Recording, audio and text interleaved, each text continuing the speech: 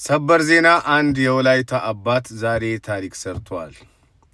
የገዛ ጓደኛው ልጁን ሊደፍርበት ሲያሰቃያት ደርሶ አባት ልክ ልጁ ስትሰቃይ ደርሶ የጓደኛውን አናት በፍልጥ ነትርቶ ከዛም በኋላ ብልቱን ቆርጦታል እና ቪዲዮ ወጥቷል።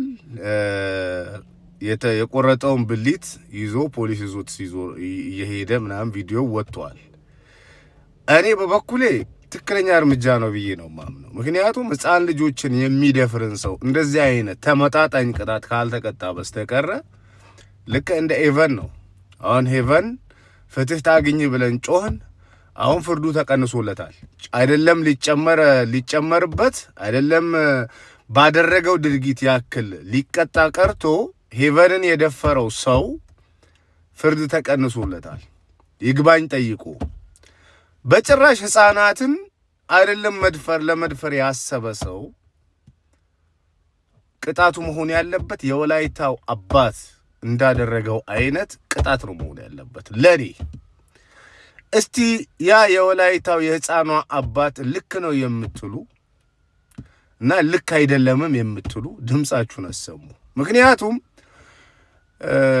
ለህግ ቢሰጥ እንኳን ህግ ያስረዋል እንጂ ተመጣጣኝ ቅጣት አይሰጠውም። ሕፃንን ልጅ የደፈረ ሰው የመኖር መብት አለው በኢትዮጵያ ምድር ላይ፣ ቤትም ዓለም ላይ ይታሰራል እንጂ ተመጣጣኝ ቅጣት አይቀጣም። የወላይታው አባት ያደረገው ልክ ነው አይደለም? በነገራችን ላይ ቪዲዮ ወጥቷል። ልጁ ሊደፍርበት የነበረውን ሰው ብልቱን ቆርጦ በጨርቅ ጠቅልሎ እንደዚህ ይዞት እየዞረ ሰው ከኋላው አጅቦት ምናምን ፎቶን አሳያችኋለሁ። ቪዲዮን ለማሳየት ደግሞ የቲክቶክ ህግ ስለማይፈቅድ ማለት ነው።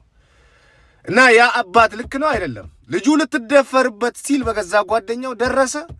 ገዛ ጓደኛውን አናቱን በፍልጥ አለውና ከዛ ሊደፍርበት የነበረውን መሳሪያ በልቶ እዞት እየዞረ ነው። ልክ ነው አይደለም? ያ አባት እኔ ጀግና ነው ብየዋለሁ። በቃ ልጅ ከወለድክ አይቀር እንደዚህ አባት ቆራጥ ሆነ ውለድ። ካልሆነ በስተቀር ህግ ዳኝልኛል ልጄ ስትበደል ምናምን ከሆነ ባትወልድ ነው የሚሻለው። ለእኔ ልክ ነው። ለእናንተስ?